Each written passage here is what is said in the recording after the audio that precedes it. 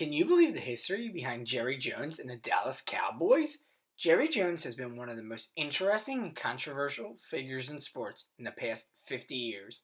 The Pro Football Hall of Famer has been one of the most impactful individuals for the NFL as well over the decades. He has been the face of a franchise longer than most of you watching have been alive.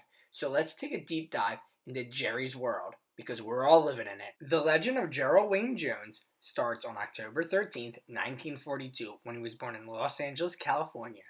However, he would not spend much time there, and his family would move back to Arkansas in 1945. Jones would grow up in a very well-off family in Arkansas, with his parents owning two supermarkets. Growing up, Jones played running back at North Little Rock High School.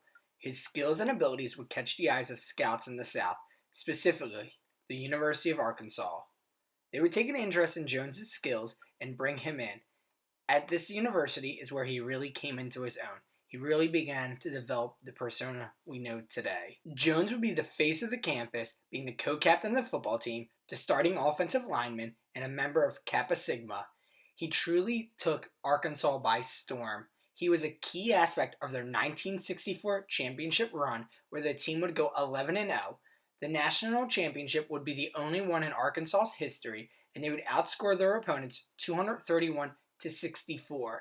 At Arkansas, he would develop a friendship with future Hall of Famer and Cowboys coach Jimmy Johnson. Jones would also prepare himself for life outside of football and get a master's degree in business while attending the university. After his time at the University of Arkansas, Jones would look for his next venture. During his time in college, his parents had moved to Springfield, Missouri. Jerry's father, Pat, would become the president and chairman of Modern Security Life Insurance. From 1961 to 1965, the company would go from assets of $400,000 to over $6 million. After graduating from college, Jerry Jones would be listed as an executive vice president for the company. Even though Jerry had no interest in joining the family business, it did allow him to accumulate wealth under his family's name. His family was even able to build a 5,500-acre home in the Ozark Mountains. In 1971, the company would be sold, and the family would build out their own exotic animals ranch called Buena Vista Animal Paradise. This would become a big tourist destination in the Ozark Mountains. The family of Jerry Jones was in a really good place for Jerry to succeed in the business world.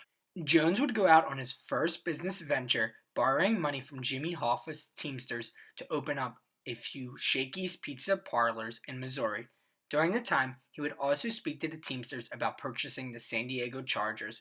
But Pat Jones would talk the young Jerry out of purchasing the Chargers, as he believed $5 million would be too much for the team. After the NFL-AFL merger, the team would be worth over $11 million. After his pizza parlors would fail, he would try more business ventures, including a land deal with a man in Springfield. Jones would build out a deal with this individual who had 51 pieces of property valued around $3 million. Jones would go and get bank loans from various different areas. However, he would have negative cash flow and would be unable to pay the banks back. This was one of his biggest failures in business. Jones to this day still states this is one of the most valuable business lessons he ever received, as he learned that you could not have negative cash flows if you wanted to take out loans on your organizations. After learning the value of a positive cash flow and taking lessons from his father, Jerry Jones would make his big bet. He would found Jerry Jones Oil and Gas Company. Knowing nothing about the oil industry, Jones said he was in the right place at the right time. He was beginning to have investment success with his 13 properties that hit oil or gas. This was during a time period where the oil embargo overseas was driving the price of gas up, specifically in the United States. Because of his initial success, Jones was able to increase his investment further, and he began purchasing wells in Oklahoma and Texas.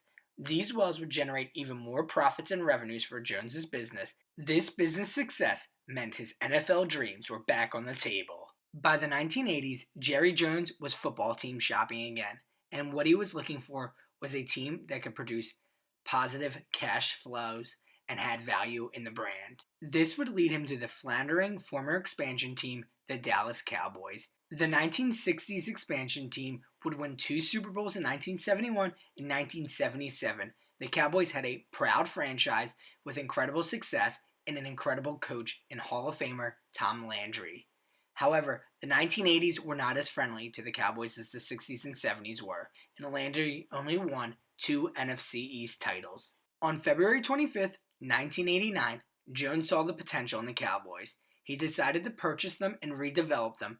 Jones would purchase them from H.R. Bright for $140 million. He believed with a proper investment and young players, he could make a dramatic change. Jones had the goal of bringing Dallas football back to its glory days. The first move he would make, firing legendary Hall of Fame coach Tom Landry, which at the time was an extremely controversial move. Jones would also then fire GM Tex Schramm. Jones would place his good friend Jimmy Johnson in the head coach position, and Jones himself would take over the role of GM. The reason why Jones pulled the trigger on the Cowboys was because he saw a diamond in the rough. Dallas, being a major city, had extreme value, and at the time they were having financial issues. Bright had been losing over $1 million a month on the team. Jones wanted to make the Cowboys America's team again. He wanted to utilize the football team as more than just a team, but as a brand and a marketing tool to help not only grow the NFL, but grow football in the South. He decided that the Dallas Cowboys were more than just a football team. The first season for Jones and the Cowboys would be a complete disaster. The team would finish 1-15, and it would be the fourth consecutive season missing the playoffs. It would be only the second time in history that a team would finish at 1-15, but Jones knew that this put them in a great spot for a rebuild. He understood that under this new coaching and leadership, they could bring back the glory days of the Dallas Cowboys. The 1989 season showcased the skills of first overall pick Troy Aikman. Jones saw that he had a franchise quarterback and understood the value of rebuilding around this QB talent. Aikman already had one of his biggest weapons in second-year player Michael Irvin. Jones already saw the writing on the walls for a dynasty. In that moment, Jones made history, one of the biggest trades in sports and NFL history of all time. He would trade Herschel Walker after 5 games. The two-time Pro Bowler was considered one of the best prospects coming out of college football in the 1986 draft. The Cowboys would trade Walker for 5 players and 6 draft picks. One of those would lead to all-time great Emmitt Smith the following year. It to this day is considered to be the move that changed the 1990s for the Dallas Cowboys. Jones and the Cowboy organization saw after the 1989 season that a base of a young core was there. With the addition of Emmitt Smith and other draft picks from the Herschel Walker trade, he'd be able to build out an even better team for the 1990 season for young coach Jimmy Johnson. Jimmy Johnson would win Coach of the Year, with Smith winning Offensive Rookie of the Year. The 1990s would be the turning point for the Dallas Cowboys. In 1991, they would reach the playoffs under Jimmy Johnson, but they would get bounced out in the divisional round against the Detroit Lions. But this would be a key turning point for the Cowboys. From 1992 to 1995, they would win 3 out of the 4 Super Bowls, only losing in the NFC Championship to the 49ers in 1994. The Cowboys once again became America's team. The 1990s would become the golden era of Dallas Cowboys football, where they began to create the most value and expand throughout the United States, becoming an American football brand. Besides having success on the field with the Dallas Cowboys and off the field with his oil company, Jerry Jones did even more for the NFL.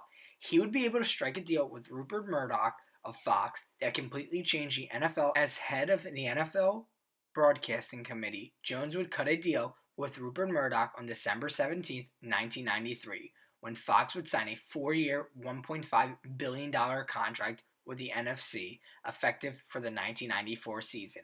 This would be a historic moment for the NFL, the sports world, and the media world, as it completely changed the game. The 1990s was truly the decade of Jerry Jones. He had his most success on the football field and created an empire. He built out a team that was one of the best of all time. Though his wealth has grown to over $13 billion, with his asset of the Dallas Cowboys being worth around $9 billion and generating over $1 billion in revenues, Jerry Jones has still not been able to capture the same success he once had in the football world. Whatever your opinion of Jerry Jones is, there's no denying his importance and the wealth he's been able to create. There's no stopping Jerry Jones and the Dallas Cowboys in the future for growth. But do you think they'll ever be one of the best teams again? Let us know in the comments below. Do you think Jerry Jones is an overreaching owner? Thanks so much for watching. Believable truths!